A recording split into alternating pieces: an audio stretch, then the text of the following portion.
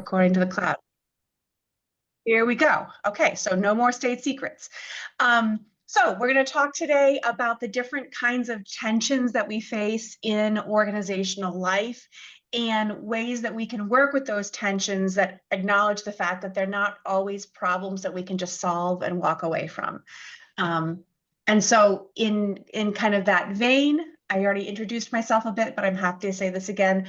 My name is Julia. I am a consultant in the nonprofit space. My background is in organizational development, and the focus of my work is around creating participatory strategy processes and organizational transformation that's really equity-driven and people-driven. The name of my business is People-Centered Change because I really believe in people and in the importance of really centering the human experience inside organizational life, because I think that's how we both do our best work as people, as organizations, and sustain the important work that I know we're all here to do. So that's a little about me. What I'm hoping we can do here today is first, I'd like to offer a practical and compassionate way to think about how we understand and navigate the tensions that can show up in organizations. And by compassionate, I mean ways that we recognize what's happening in ways that help us not personalize them or make them about individuals or teams, but dynamics that we're all kind of living through, and how we can navigate those together. And so in service of that, I'm hoping that we can talk a little bit about the different kinds of tensions that exist, how we can manage them productively, and think about the role of shared understanding and kind of shared process as we grapple with these particular kinds of challenges.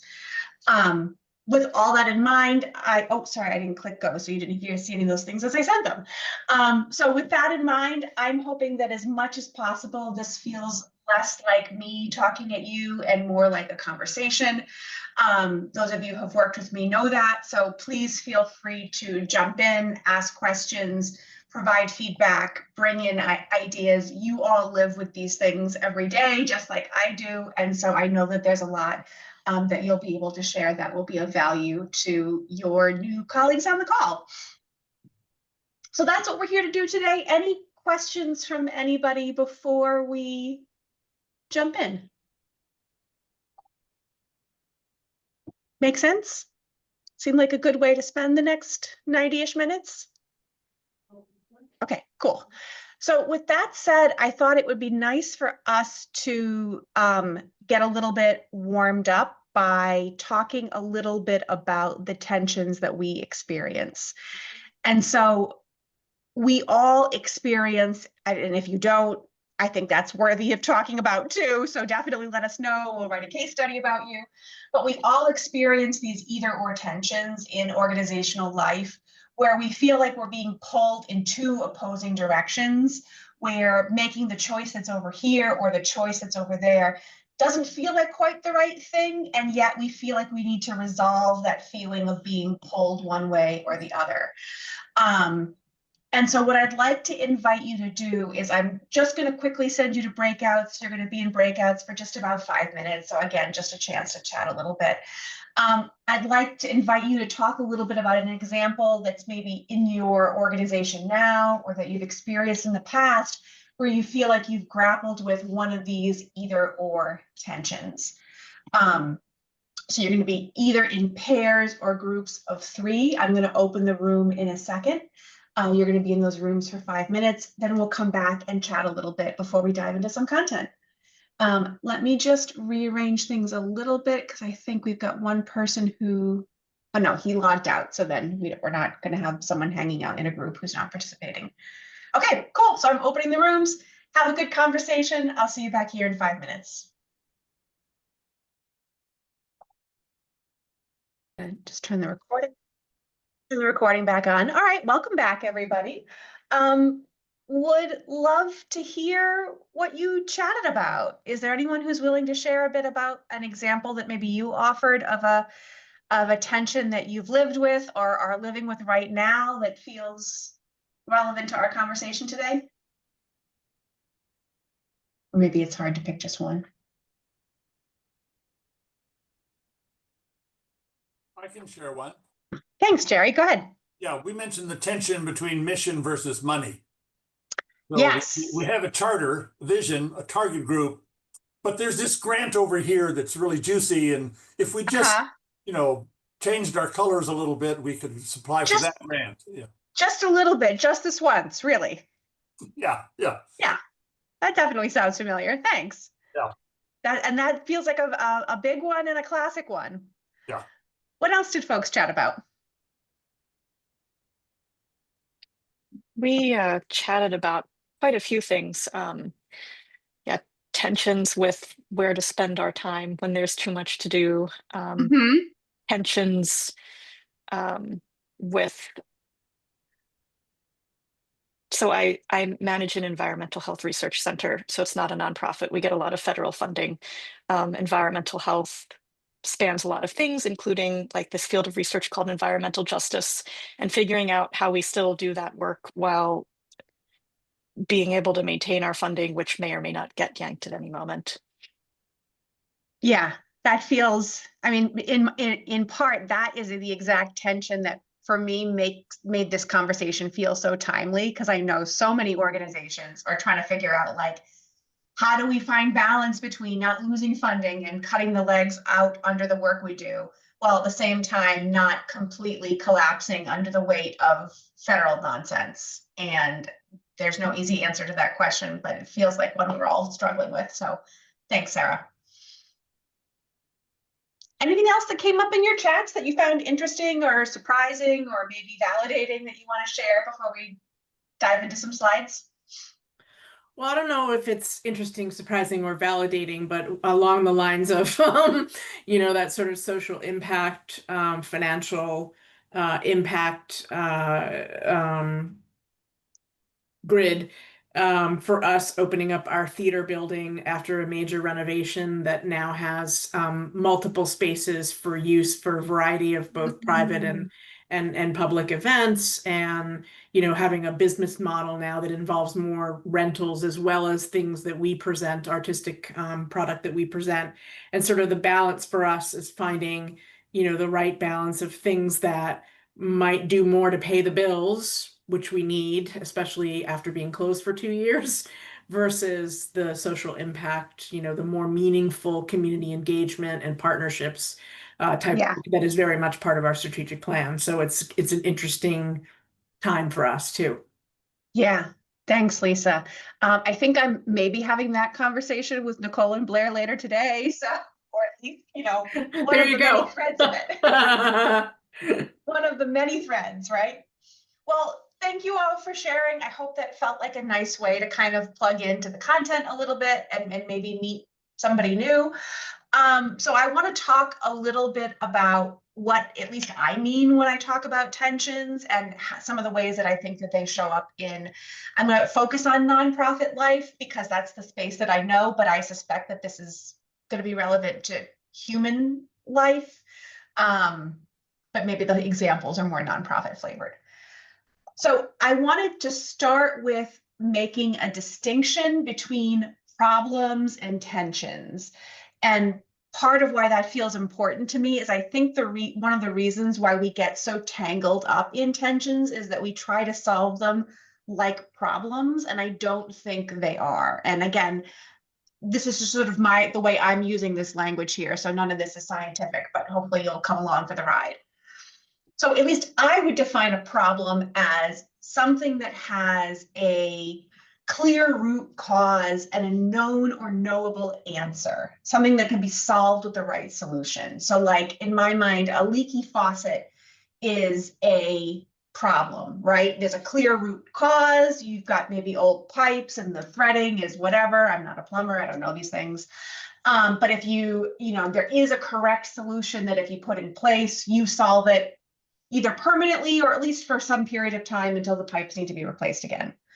For me, a tension, the distinction is that it's something that whether you have at least two valid competing perspectives or needs, where you have different ways of seeing and understanding reality or values, and you can't really solve a tension. they keep showing up, and they might show up under the surface of all the different kinds of problems that you might solve in an organization, because those other problems might actually be symptomatic of unmanaged or unresolved tensions. And from my perspective, a tension is not something that you solve, you just check off the list and you move on. It's something that requires ongoing management. But if you treat it like a problem to solve, you're going to be frustrated because you're going to be constantly coming up against, but I thought I fixed this. I thought I fixed this. How do these definitions resonate? Does this make sense? Does it feel like I'm oversimplifying anything? Does this feel helpful? Jen, I appreciate the emphatic no. Cool. What stands out to me is that with a tension, either one of the poles would actually be unsatisfied. Yeah, exactly. They're only valuable in pairs. Yeah, I mean, if you had Totally. a mission but no money, you're dead in the water. yeah. Yeah, Lisa, going back to your example, there's no world in which you would make the choice that, like, we're just going to do whatever is most financially lucrative and screw the mission statement. Like, Right. But I think it's interesting as I look at your definition, it's definitely a reason I think that that staff feel more burdened right now, because there are lots of these kinds of tensions and we keep having to talk about them and they take time. And it's Yeah. like, didn't we just have this conversation 2 weeks ago about such and such? Yeah. And like, isn't there a policy that we can make or put in place, which in some cases is yes, and we just need to do it. But Yeah. But that's a lot of what's taking up valuable time right now. Yeah, I can imagine. Lisa, just to your point, and then I'll go to you, Julian. One of the things that I've been thinking about developing this content is I heard a marriage counselor talking about the idea of what they described as kind of like relationship long meta conflicts, that in any given long-term, at least romantic relationship, there are certain kinds of conflicts that will continue to surface over the life of your relationship, that they're just going to like look and feel different, or symptomatically they're going to seem different, but that the underlying dynamic is just the lifelong dynamic of your relationship. And that's kind of how I think about these tensions, which, to your point, Lisa, does get really annoying, because at least when I think about, if I keep the marriage example for a minute, like there are some fights that like I am so damn sick of having. And we know that we're having the same fight and it has all the same features and we know where we're going to land. And like, it's kind of annoying to keep going through the process of having the argument, but it's not something that, to your point, Lisa, we can't just create some kind of like marital policy and then we're just different people. That's not how life works. Julian, were you going to say something? And then I'll go to Aja. Yeah, thank you. Just building off of what Lisa was saying about wanting the kind of the tactic instead of the strategy, the answer, which I kind of see this like tensions as a strategic level management, whereas problems are tactical. Yeah. And that's a good way to put it.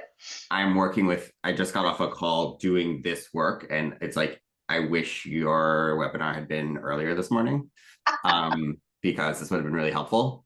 But the idea that I'm kind of coalescing here is that like the tensions are really those strategic holes that we need to manage with muscles. It's like we need to build the muscle to manage it. We need to build that over time, and we need to build that intentionally. Yeah. Whereas problems, we need, toolkits and playbooks and all of that. Tactical solutions. Which, especially in the social justice space, it's like, can't we just have a strategy chart? And it's like, it's like, no, we can't anymore. Yeah, I hear that. Aja, I saw you had your hand up too, and I just want to confirm, am I pronouncing your name correctly? Just about. It's Asia, like the continent. Oh, Asia. Okay, my apologies for that, Asia. No, you were pretty much there. I was just curious, can you give us an anecdote, a story of where you saw tensions being managed really well? Oh. Oh no, I was ready with all the examples of tensions I've seen managed badly. All right, give me a minute. I'm going to stall for a second. I'm looking at my audience.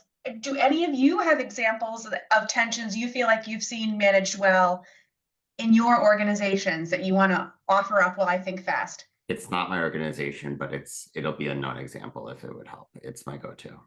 Yeah, go for it. Happy to pinch hit for so there's a tension in a lot of organizations between local and what's called global, which could mean, it doesn't necessarily mean global, but kind of small and large.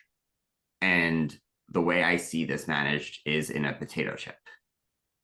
So my wife used to play a music festival in Switzerland, and in Switzerland they have Lay's potato chips that are paprika flavored. And we used to bring an extra suitcase so we could bring those back home because you can't buy them in America. And I started to investigate how that was made. And it was a tension between the person at Frito-Lay's who oversees potato chips and the person at Frito-Lay's who oversees Europe. And that tension had to be managed to the point where they could agree on what is the flavor for Switzerland. And to keep the consistency of the chip as a global, consistent global thing, but the localization of the flavor was only in Switzerland. Okay. Not a I like nonprofit it. example, but a potato chip No, example. but I think we all like potato chips. I can offer another one. Yeah, There- go ahead, Jerry. There's a tension between quantity and quality. There's oftentimes, in order to produce it on scale, we seem to, cut too many corners. Yeah. And it's managed well when companies adopt the discipline of process improvement. Yeah. That's a way to find out how can we produce it at scale and still keep all the quality. So Yeah. that's a classic dilemma more in the for-profit world, but it occurs in non-for-profit as well. Yeah, I appreciate that. Yeah. I've been thinking too about where I've seen this managed really well. And I had the privilege of working with an organization earlier this year that serves a very small, they're an advocacy and research organization serving an ultra rare disease community. And this is a genetic disorder that impacts people very differently at different life stages. And one of the tensions that they grappled with, because they're this little tiny organization with a finite set of resources, is do we meet a baseline level of everybody's needs? Or do we prioritize going deep and meeting one age cohort's really robust needs? And so the example was, in this particular case, adults with this particular disease tend to require more adaptive tools and resources. They might be they're more likely to require wheelchair assistance or adaptive structures in their homes, versus younger people impacted by this genetic disease are a little bit more mobile and a little bit more flexible.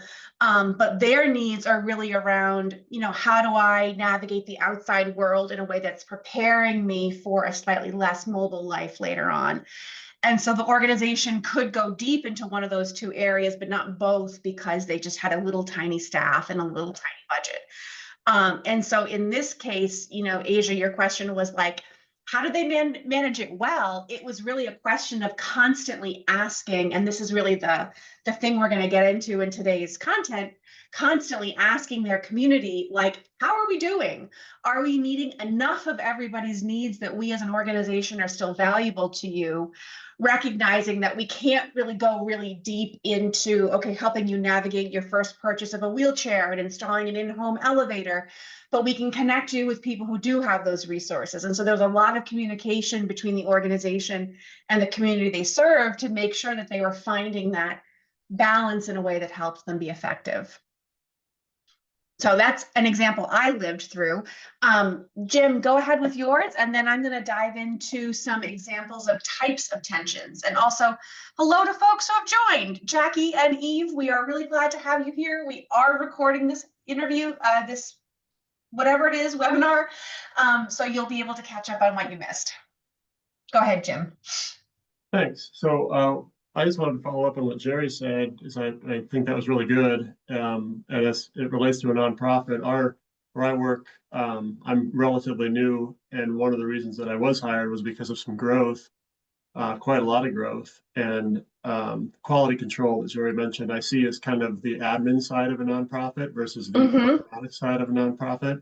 And that balance of, if we have funds, do we deploy them to continue to grow on the programmatic side, which is great, affects more people, we can do more good, or invest in the admin side, in my case, finance, to make sure that the growth is being, I guess, quality control, just to make sure that it's being recorded and accounted for correctly, so that when we have our audits and things like that, everything is taken care of correctly and we're not getting our skis out in front of us. And I do think that the organization I work for has done a very good job with that balance. And it's hard. We have some people who want to go hard on the program side. We need to grow, and then you need to have the resources in place to handle all of that growth as well. Support that.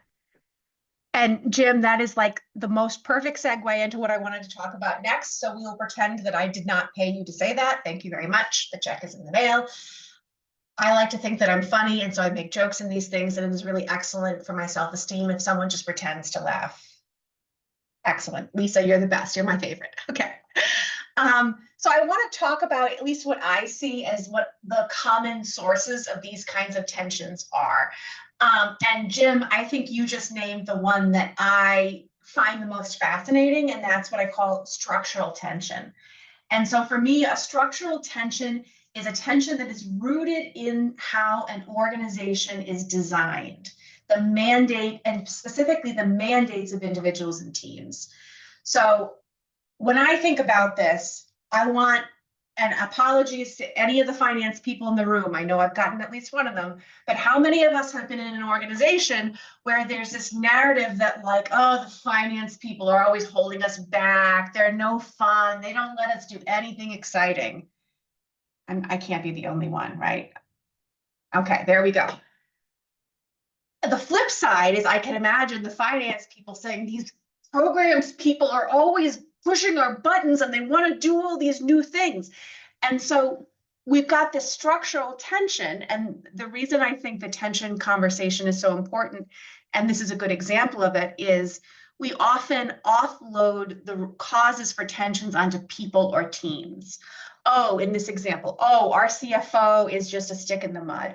Oh, the finance team is just so risk averse, they never let us do anything. So we're attributing the cause for this tension to a group of people, when in reality, the tension is that you have given two teams competing mandates. You have asked finance in this hypothetical situation to be fiscally conservative and risk averse and protect the financial health of the organization. And you've asked your illustrative programs team to be innovative and on the cutting edge and trying new things and experimenting and going out and learning. And those two mandates can come into conflict with each other unless there's active management of how they intersect between those two. And so if you don't identify the tension, you've just got this structure where you've got these two teams in conflict. I often see this in organizations between programmatic and marketing teams, where the programmatic teams are really hyper-focused on, like, we've got to get everything technically correct and precise and exact. And Sarah, I know exactly why you're smiling, because we might have lived through this. You know, we have to get it right. And then the marketing team is mandated with helping to tell our story in a way that appeals to a wide audience, that's understandable, that's not jargony. And so I've seen tons of organizations, and I've lived in them, where you see this conflict between these two teams that gets personalized. Oh, the programs people never let us say anything. Oh, the marketing people are just running their mouths all the time, when you just have conflicting mandates that haven't been rationalized together. This is the one I get the most excited about, because I think it exists in every single organization, and it's the place where we tend to blame people when what we need to blame is systems and structures. Cool so far? That makes sense? I think the next common source of tension, we've already talked about this, is around our values. How do we actually take steps into our work that actualize our values when we've got tensions pulling us in other directions? Whether it's our bottom line, you know, do we want to go for this grant even though it's really not quite in line with our values, but it's a donor we've been courting for a long time, or it's, you know, nice overhead, or whatever the budget is. You know, we need to move really fast in this process, but we have a commitment to equity, and that means we have a more collaborative process. and we want to be more participatory. So we see those tensions between how we want to show up and some of the more practical or logistical demands on how we need to show up in any given moment. Then I also see tensions around people and this not being about people and their personalities, but more about the fact that people have different needs inside organizations. And Jen, I'm seeing you nod because I'm imagining like this is maybe your entire career. People need different things. What happens when people's individual needs are in conflict with each other, or when they're in conflict with the needs of the organization? And how does that kind of tension show up? You know, one I feel like I see a lot and am really interested in are generational tensions, where we have all these generations in our organizations that have fundamentally different beliefs about their relationship with work and their relationship with their workplace and boundaries around work and life. Not that anyone's right or wrong, but they're just different. So if you have an organizational remote work policy that was set by someone from Gen X, and you've got a workforce that's mostly Gen Z, you're going to see that tension show up, not because one is right and one is wrong, but they have different needs and expectations that are playing out in the policy space. And then the last one I see, and this is a lot of the work that I do, is around change. Tensions that are triggered by how an organization is either changing organically or intentionally as the needs of your community change, as your context changes, as you evolve, as you maybe choose new strategic direction. And so this is where you see sort of the old versus new tension. You know, I built what we were, and so I have feelings about what we're becoming. Or, you know, how do we continue to serve the things that we used to do, even as we're trying to do new things? So let me pause there and ask, how does this land for you? Do you have examples of this that are coming up that you'd want to share to help us kind of build a shared understanding of these causes? I can share an example of Yeah. people resonates with me absolutely as someone in HR. But one of the real tensions we're dealing with is change, where someone who co-founded our organization, it almost feels as though the organization is outgrowing their capabilities. And so, people have been brought in who are subject matter experts and are initiating a lot of change, all in service to the mission of the organization. But it does mean that one of the co-founders is being kind of left in the dust a little bit. And so that is creating an immense amount of tension within the organization and at the leadership team. And of course, that there's a trickle down effect that I'm sure the employees can sense. And so, that's kind of an example I wanted to share for change. Thanks, Jen. That sounds really, painful for everybody involved, for the people moving ahead, for the people being left behind. A lot of empathy for that. Thank you.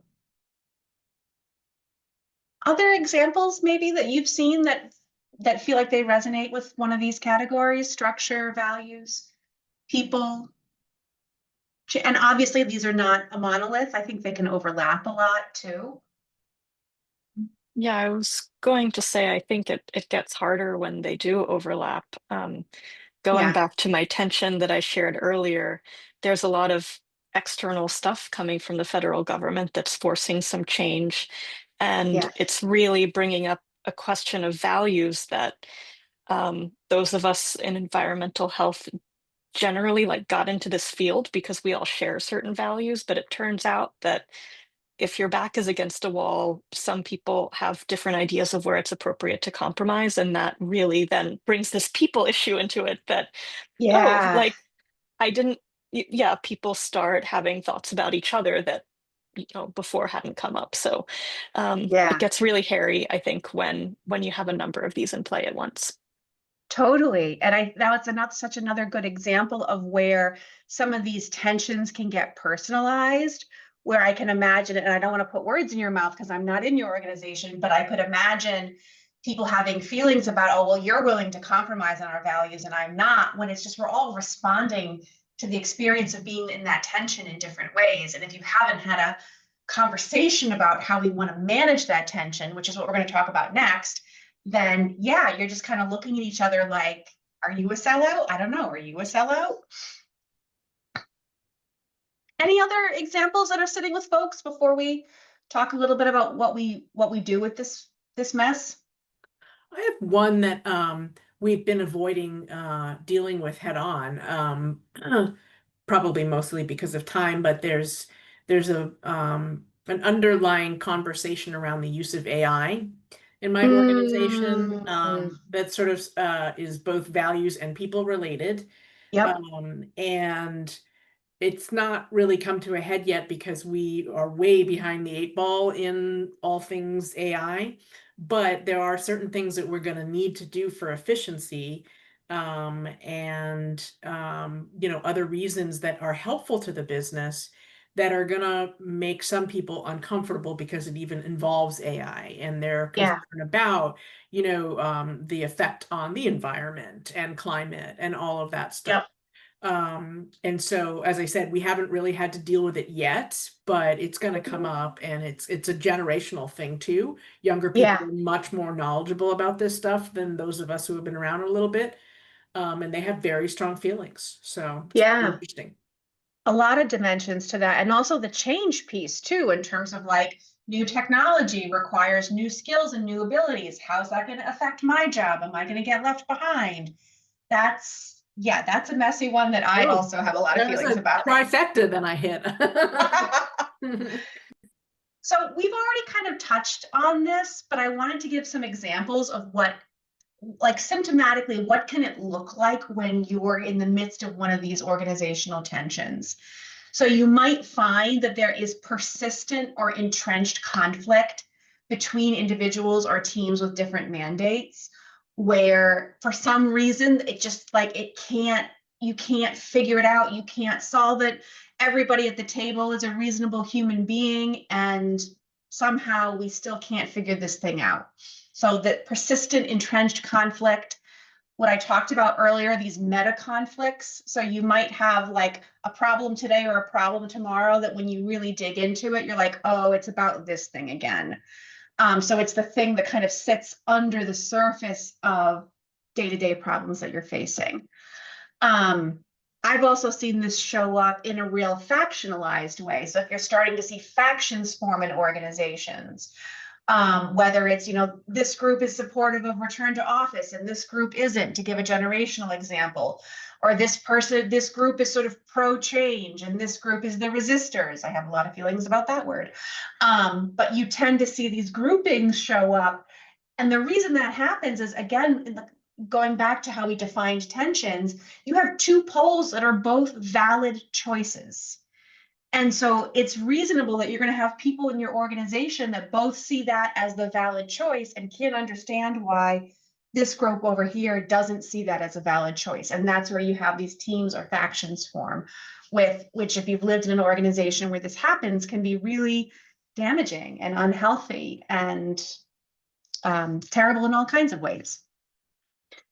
And this is kind of what I've named before, that part of the challenge around these tensions is it's really easy for us to outsource them to people and say, oh, just this person is difficult, or this team is hard to get along with, or these two teams just don't get along together, or those people are just resistant to new ideas. So without recognizing that there's a tension that we're all trying to manage independently rather than together, we just kind of blame people for our problems, and that tends to exacerbate whatever negative impacts we're dealing with.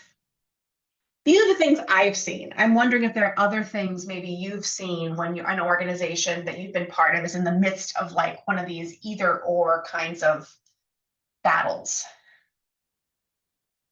Yeah, Asia, go ahead. Yeah, I find that there is a I don't know, there's kind of cultural underpinnings to it as well. I think there are some folks who are socialized to view conflict as like extremely negative or extremely just something to be avoided, or if not entirely avoided, certainly not to be dealt with in a direct, like confronting way. Yep. And so I'm wondering, what is typically your, how do you attempt to guide people through those kinds of issues, or how do you recommend that people address that? Yeah. So then actually the next thing I'm going to move over to is how I think we can have these conversations. I just want to emphasize something that you said though, Asia, that I think is so important. Culturally, for a lot of cultures, I think there's also a gender component here in terms of how women are socialized. I think we all have feelings about the idea of conflict in the workplace. And one of the things that I try to do in my work, at least, is help us figure out how to treat conflict as something neutral that happens that can be managed effectively versus the idea of like a conflict is a fight and it's inappropriate and someone's raising their voice and it's uncomfortable and it's unprofessional or whatever other labels we put on it. Conflict is just what happens when you have two differing perspectives come in contact with each other, and then you just need the right skills and the right tools to be able to then manage that negotiation in a way that's helpful from a people standpoint and an organizational standpoint. So I think what you're naming, Asia, that like as organizations, we need to be better at handling conflict and having those conversations, I think is really necessary alongside a tool for thinking specifically about managing tensions. So I'll get to that next. Anything else that's coming up for folks in terms of the way that you've seen tensions get messy? Go ahead, Jerry. I've noticed that you've mentioned some of the attributions that commonly get surfaced, but I've seen communication between these two groups actually turn into something toxic. That is, rather than being candid and forthcoming and advocating for what I think is a good idea, they start becoming strategic with each other. They start managing each other. They start manipulating each other. So the opportunity to have a clarifying conversation evaporates. Yeah. Because they feel like I have to somehow get around these people. Yeah. And So protect myself when I'm with them. Yeah. That is so true. And then to your point, that becomes a downward spiral. Thanks for the comment, Asia. It becomes this downward spiral that's almost impossible to escape from. Yeah. I've seen it get to the point where they simply refuse to talk. Yeah. Like, why bother? That's hard. Yeah, because at that point we've assigned the problem to it's them. They're the problem. They don't get it. They don't see it. They don't trust me. That whatever it is, but we've decided it's a problem with people and not a problem with structure or systems or the context that we're in. So let's talk about what we can do when we've recognized a tension in our organization. So some of you know that I love to talk about this particular tool. I like it because it's really simple, but it helps to break down how we think about these tensions. So there's this guy, Barry Johnson, who now runs this practice, Barry Johnson and Polarity Partnerships. And he came up with this idea of a polarity map, which I'm going to show you in a second. He uses polarities in the same way I'm using tensions, which is to say situations where you're caught between two polar opposites or two poles of that you're being sort of torn between. And this framework that he uses that I really love, I think helps us create a shared understanding about what's actually happening and how to manage it, again, resisting the urge to solve it. And it's really rooted in making sure you have a shared understanding. So this isn't a tool that you use like alone in your office. Jerry, to go back to your point about the two teams that are in conflict, this is a tool that you would use at a meeting with all of you around the table so that you're creating a shared understanding of what's happening and how it's affecting us. So the polarity map is a way of helping us understand what's the benefit of each of the two choices we could make. What's the potential negative result of over-focusing on one choice or the other, and what it could look like if you're managing the tension well.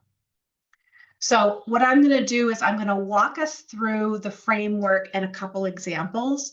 I'm also going to drop a template in the chat that if we have time, we'll use in breakout groups, but if we don't have time, since we're a small group, we might stay in plenary together. I've done all the formatting work, so you can take it home with you and maybe it'll be helpful. So let me introduce some examples. So I'll first kind of walk you through how the framework is set up, just so you kind of know what all the pieces are. It starts with a 2x2 grid, and this is where we all make the joke about how much consultants love their 2x2 grids. It's true, we do. Everything fits on a 2x2, thank you. You starting with the word "and" in the middle. And then at the top of your grid, you put what they call your greater purpose statement. So what is the thing we're trying to achieve by effectively navigating this tension? At the bottom, you put your deeper fear. What is the worst possible outcome of us not managing this well? What is the disaster that we're all afraid of? Then on one side, oh, going backwards here. Then on one side, you put one choice, and on the other side, you put the other choice. Now, on the top half of the grid, you put what the model calls values, or the positive results of focusing on choice A or choice B. So the upper left-hand corner is the positive benefits of choice A, upper right-hand corner is the positive benefits of choice B, and then you do the opposite below. So fears from one, fears from the other. Make sense? Following so far? So the way that what makes this interesting is the way that you move between the choices. So again, tension management is not a, thanks, Julian, nice to see you. So tension management, again, is not like a one-off, we solve the problem, we walk away. It's a constant balance. It's almost like balancing on a bicycle, right? You're not just doing it once and then you're riding, you're constantly managing your space. And so this model also has lines that show the process of navigating between these positive benefits. And I'm going to give an example that's going to make this a lot clearer. I just wanted to lay it out as a blank first. So one of the classic examples of polarity management is staying alive through the process of respiration, and that is to say, breathing. So we don't just breathe once and then we're done, right? Okay, we've gotten our breath for the day, right? Breathing is a constant ongoing process that we are subconsciously managing. Although now that I've mentioned it, you're consciously managing it because that's how breathing works. So our greater purpose statement is we want to stay alive, right? We want to continue to live on this earth, which requires that we have oxygen in our blood. Our deeper fear is that we die, which would be awkward. So what's the polarity here? On the one side, we're breathing in. And on the other side, we're breathing out. And so here's how the polarity map works. First, we start with what are the benefits of breathing in? This is a real question. It's on the screen to help you.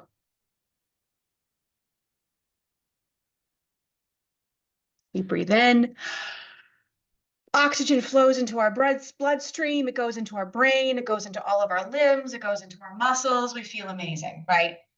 Okay, but if we keep breathing in, if we just breathe in continuously, what happens?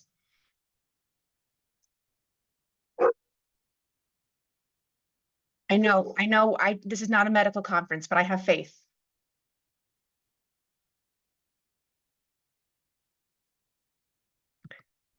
Well, your lungs can only take so much in, right? Exactly. Your lungs can only take so much in, your lungs It's gotta take- explode. You have a buildup of carbon dioxide in your body, which is toxic. So the way the polarity map moves is you start in the upper left-hand corner of like, oh my God, breathing in is amazing. We should always breathe in.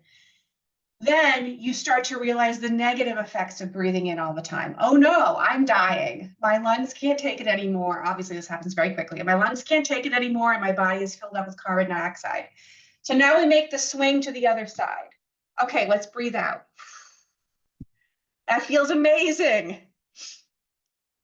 Thanks, Asia. So we expel all that toxic gas. We give our lungs a break. Feels great. We're like, we should only breathe in. We should only breathe out. It was stupid of us to think that we should be breathing in. Breathing out is the thing we need to do. But if we keep breathing out, we start to suffocate. And so what a what a tension can often look like in an organization is we're swinging back and forth from one side to another. Oh, we should be centralized. We see all the benefits of centralization. We're all aligned, we're all on the same page, strategy is tight.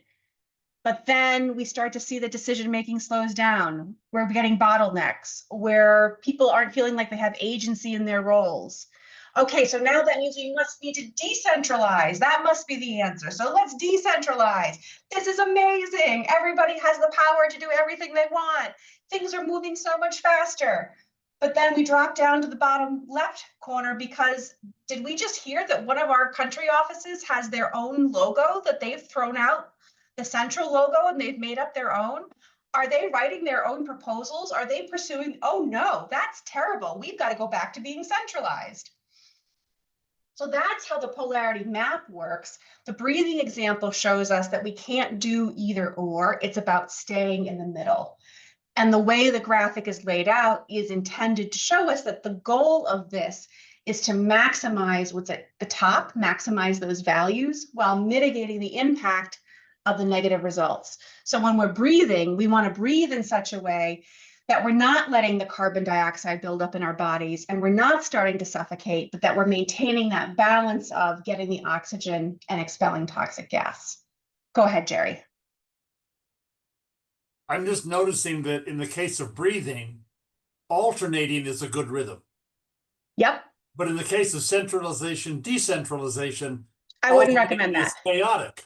Yeah, that's We have fair. to somehow do both at the same time. So Yeah. a different rhythm. Yeah. Fair, very fair. So I know this is a lot of bits of pieces on a visual. Am I making sense so far? Is this kind of clicking in terms of how we understand the framework? Anyone have any questions so far? Okay, I'll assume that means I'm being exceptionally clear and all of this makes sense. And if that's not true, you're going to have to tell me. So another good example of this is the tension between mitigating risk and driving innovation. And Jerry, to your point, this is a place where we wouldn't want to go back and forth between one another. We'd want to find some kind of space in the middle. So I'm going to stop sharing my screen for a second and start using PowerPoint as a little bit of a whiteboard. So give me 1 second and I'm going to share again. So with those of us in the room here, what if you were in an organization where you were caught in a tension between mitigating risk and driving innovation, what might your greater purpose be in navigating that tension well?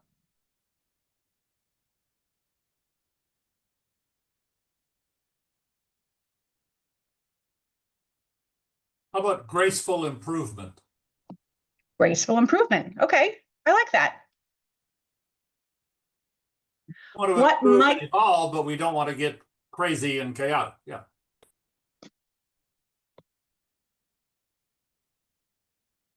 And you gave me, Jerry, the answer to our deeper fear, which is we don't want to be crazy and chaotic. So we want to find a way to improve and evolve without making ourselves nuts with the chaos. That feel fair? So if we were prioritizing risk mitigation, what are the benefits of that? What are the positive effects of prioritizing risk mitigation? Good communication, streamlining of processes.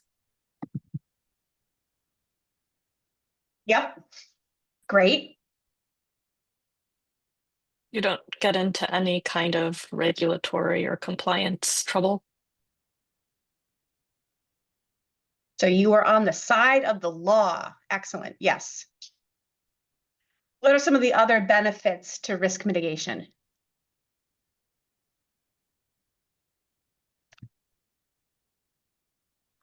Depending on what it is, it could be less costly. Mm-hmm. Maybe it could relieve, again, depending on what it is, it could relieve some stressors. Yeah, that's a good one. So what about the flip side? If we weren't managing this as a tension and we were just saying, oh, the problem is we're not risk averse enough, and so we're going to solve it by being really risk averse. What might we start to see as negative implications of overemphasizing risk mitigation? The world leaves us behind. Mm-hmm. Yep. So our competitors or our the rest of our sector just kind of moves on without us.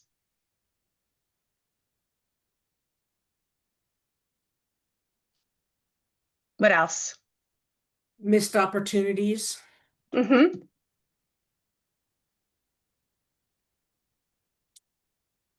Internal frustration, so people may leave or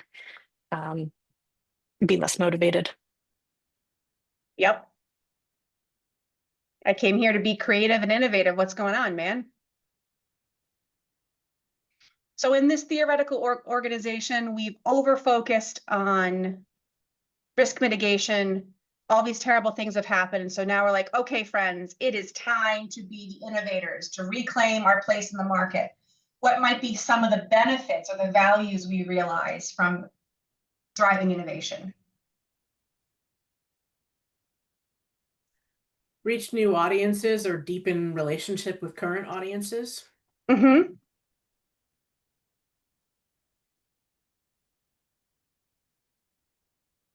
Trailblaze. Mm-hmm. Often you'll see that the values and fears that are in opposing corners end up being opposites of each other with these grids. So like you might have a real, like a lot of staff energy around innovation and excitement around trying new things. We could be first to market. First to market. So we haven't fallen behind anymore. We're leading everybody else. But then once we stay in that only innovation all the time space, eventually what might happen? Burnout. Yep. That sucks. What else might happen? We look scattered. So we're not focusing on any one good, we're just kind of chasing all the different shiny things. What about maybe kind of losing, forgetting about the purpose, like the mission? Yep. I was Going gonna- back. Oh, go ahead, sorry. Lisa. No, I was just going to add that you could potentially dry up any reserves you have financially. Yep. Yep. And I was just going to say, kind of going to the opposite corner, we might get in trouble. We might cross some lines that we shouldn't have crossed. So when you're building a polarity map, this is the first thing you want to do. And again, you want to do it. What's the benefit if we only do this thing? What's the benefit if we only do this thing? If we do this thing and only this thing, what might we start to see as consequences? From there, you have a conversation about early warning signs. Because again, the purpose of mapping the polarity is it's not a pro-con list. We're going to say, oh, there's more values for option A than option B. So we're just going to only mitigate risk and we're going to suck up any of the negative implications that come with that. The goal is how do we maximize the values of both while minimizing our exposure to the stuff at the bottom. And so we do that by identifying early warning signs. So I'm just going to copy this for a second. So early warning signs are our way to understand how can I tell myself ahead of time that I'm over investing in one or another. So what are the signs to us as an organization that we're overemphasizing risk mitigation or that we're overemphasizing the one on the other side, innovation? Sorry, it's Thursday. It really should be Saturday. I don't know why that is. I don't make the rules. So in the breathing example, what are the signs your body gives you when you're inhaling too much, right? Your lungs start to hurt. You feel like you're at capacity. Maybe if you keep holding your breath, you start to get a little bit dizzy. You're getting warning signs that you've overdone that. Same thing, if you just keep exhaling, right? You're going to start to feel like you're gasping for air. You might get a little lightheaded on that end. So for what you do next is identify early warning signs for each poll. So what are the signs that tell us we're overdoing this thing? And then you can come up with a plan. Okay, if we're overdoing this, what do we want to do about it? So this is the part where you find out it was never a 2x2 at all. Ha ha. A consultant was not a 2x2. This was a funnier joke in my head, but for some reason I could not execute on it. But what you do is you've got this grid in the middle and now you've got panels on the sides. What are the early warning signs that we're over focusing on mitigating risk? What are the early warning signs that we're over focusing on driving innovation? So let's give a couple examples just to kind of dig into this a little bit. What might be an early warning sign that we're too hyper-focused on risk?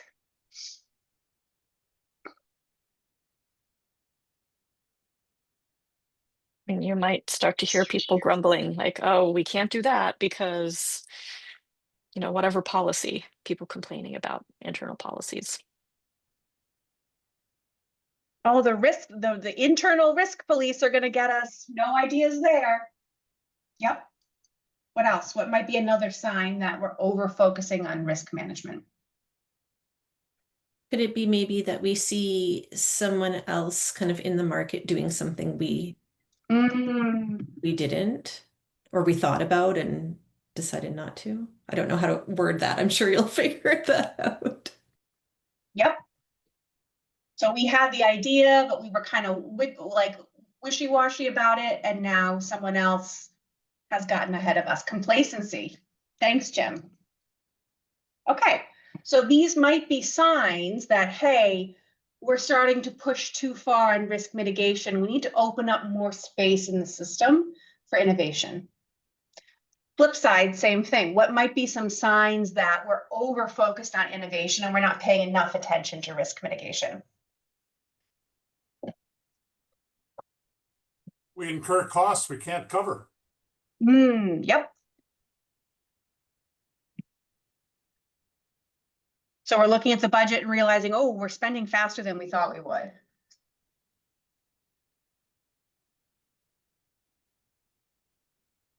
Maybe we're hearing from staff that they're feeling spread too thin. I was just going to say, from a people perspective, maybe it's people taking more sick days or just leveraging their PTO a little bit more than usual. Yep. Maybe there's more talk about, oh, I'm on too many projects, or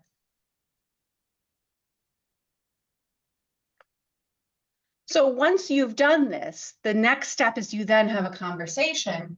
Okay, how do we make sure that we're keeping an eye out for these early warning signs? How can we build that into our structure? And so, Lisa, going back to one of your early examples about mission versus revenue in terms of use of the space, how do we make sure that we're naming this tension every time we're evaluating a new rental process or we're evaluating a new program, so that we're paying attention to, are we starting to see these early warning signs? Because again, this isn't a conversation that we have once. This is a conversation that we're going to kind of be always having as long as we're still in the context that created this tension. So obviously, if the world changes fundamentally and nonprofits get checks that fall from the sky, this tension goes away. We might face a different tension, but once the context changes enough, the tensions might as well. But until you see those big, massive changes, this is just a conversation you're always going to be having. And I forget who gave the muscle example, but the more you do it, the more you build that muscle, the more it becomes automatic to say, oh, it feels like we've been saying yes to too many of the high revenue. I'm just picking on you, Lisa, again. We've been saying yes to too many of the high rental cost opportunities. We've got this really good community program that wants to use the space. It's time that we kind of swing in that direction for a little while. And so that becomes part of the natural way that you make decisions that sit in this tension space. Go ahead, Jerry. You're suggesting that there's conversations we should have that bridge the poles of the polarity. It seems like we also want to prohibit conversations that are only about one. So we should I never love be that. talking about just being innovative Yep. any more than we should talk about only dealing with risk. We should always insist it's a paired conversation. That we should never pretend that we can do one thing without it having an impact on the other. Nice. I really like that.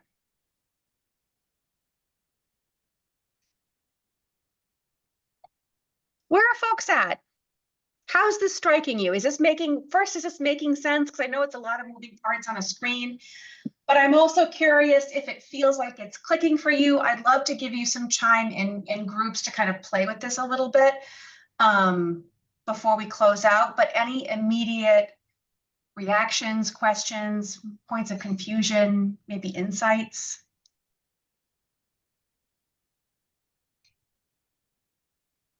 I'm just struck by the fact that there is a problem with tensions. And the problem is if we don't recognize it. Mm. And that can be solved. Mm-hmm. We can solve it by a commitment to always having conversations that span the tension. Yeah. But then we have to deal with the tension. Yeah. But then we have to do the work. To Lisa's point, like, we can't keep kicking the can. We got to do it. I think I still worry about paralyzation in making decisions, even if you're doing all of these conversations right. Mm-hmm. Thanks, Jen. Because there's not always a right answer, right? Yeah. And how do you keep yourselves from, maybe this is a different topic for another workshop, but how do you keep yourself from getting stuck? Yeah. Since we've got a couple folks signing off, I think we'll skip doing group work, and I might just stop sharing my screen for a second. Yeah, so I think what you're naming is interesting, Lisa, because there's a cultural dynamic under that, which is, can we afford to make decisions that we aren't positive are the right decision? And how do we learn from decisions that don't result in the things that we thought they would result in? I think part of the way we manage attention is to create some kind of learning feedback mechanism precisely to deal with what you're raising, Lisa, which is we have to get a little smarter. So let's do some postmortems. Let's do some reflections on choices we made. Why did that work? And why? Because I think with attention, you better be in a constant learning mode. Yeah. Yeah. Continuous improvement. Yeah, I agree. It's all about data and helping us know whether those decisions were the right ones or not. Yeah. And recognizing that, I think because we're not solving a problem that has a correct answer, it might never be that we do the right thing, but what is the direction we want our decisions to move us in? And did it move us as far as we wanted it to? Might be another way to frame how we think about making decisions.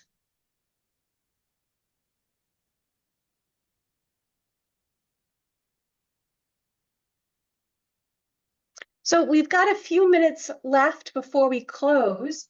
Are there examples of tensions that you're sitting with in your organization that you want to name and spend some time chatting about? Are there questions that are coming up for you for this framework that would be helpful to unpack before I give you a QR code for a feedback survey?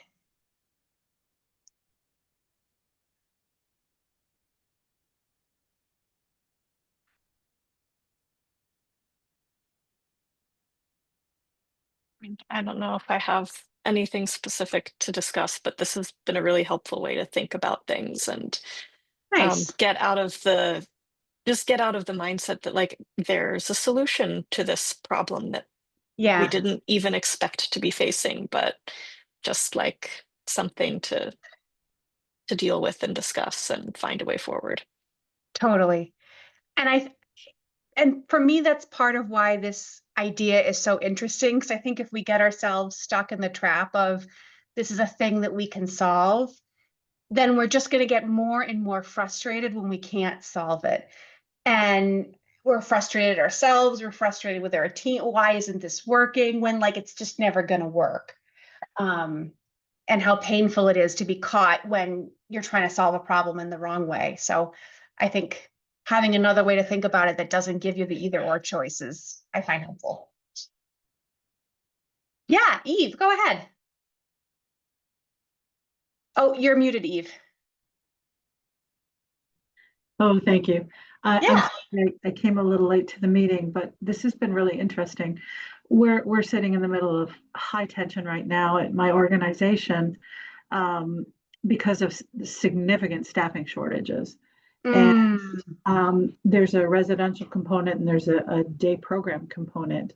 Yeah. And because the residential program has greater staffing needs than the day program, there is significant tension with resources, time and energy, priorities that perceived, real or not, that is existing. And what I'm trying to go back to all the time is really the mission of the organization, so that we can measure some of those things and to take out, as you've said, the personal. It's not the people, it's a system that's in place right now that doesn't really work for us, and yet we have people who get very defensive and then sort of dig their heels in. So it's an ongoing challenge, but for me, coming back to the mission of the organization will allow us to have some metrics that we can move forward on. And it's not easy. Like this has been a while that we've been struggling with this. I bet. And I can imagine how personal that could feel if you've got staff that are personally deeply invested in one piece of programming or another and not wanting to see resources move away from what they think is really important. Right. Yeah. Yeah, but I love your point about mission, and I would kind of put values in that same category, because when we're thinking about values and fears and the warning signs, to me, those should be really rooted in the mission. So what's the value as it pertains to our mission? What's the value as it pertains to the values that we want to live in the world? What are our fears in terms of negative impact to the mission or living in ways that we're not comfortable with in terms of our values alignment? That feels like a really good lens to bring to that.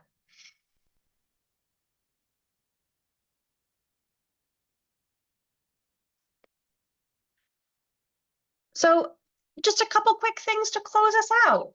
First, thank you so much for joining me here today. I hope this felt helpful. Like I said at the beginning, my goal in doing these is to try and surface things that I feel like at least I'm seeing as a practitioner that are happening with nonprofits now that are maybe a function of just nonprofit life, but maybe being amplified or challenged further by the really difficult environment that we're operating in right now. So that's kind of my intention with that. I'm going to share my screen again. It's got 2 QR codes, and I will also send you an email after with these links. I would love your feedback. Those of you who have worked with me know that you will never hurt my feelings. I am always trying to figure out how to be more effective. And so I think there's like 3 questions on the survey about what was helpful and what could be done differently. So if you want to take a minute and fill that out, it means a lot to me. And the other thing I want to offer is I've started this year doing what I call pro bono office hours, where if you just need another brain for 90 minutes to unpack something that you're really stuck with as an organization, that you can't talk to someone inside your organization because you're all too in it, or maybe there's some confidentiality component. If you just want to get on the phone with someone friendly and skilled, I can be that friendly, skilled person. So I've also got a QR code here to sign up for those office hours. And so if it's helpful to come back and say, hey, I've been thinking about this polarity thing, I want to try it in this way. What do you think about that? I think this stuff is really cool. And so I'd love to have that conversation with you. So again, I'll include both of these links when I send you, by tomorrow, I'll send out a link to the video recording, the deck, and then I'll include the handout as well in case you want to take advantage of my beautiful formatting. I appreciated this, Julia. Thank you so much. And Yeah. I definitely know there's ways that we're going to use this as soon as we can breathe. happy to keep talking. I know that you've got January 17th coming up, but beyond that, happy to keep talking about this. I know there's a number of these that you're living with at the moment. Definitely. Yeah, thank you so much. This has been really helpful. Yeah, glad to have you here. I'm glad having all of you here, and feel free to stay in touch when I send out that email. It'll also include a link to my newsletter where I announce these things. I'm trying to do one of them monthly. So if you're not on that and you'd like to be, I promise I'm going to try really hard not to be annoying. So feel free to sign up. All right, let me just stop recording.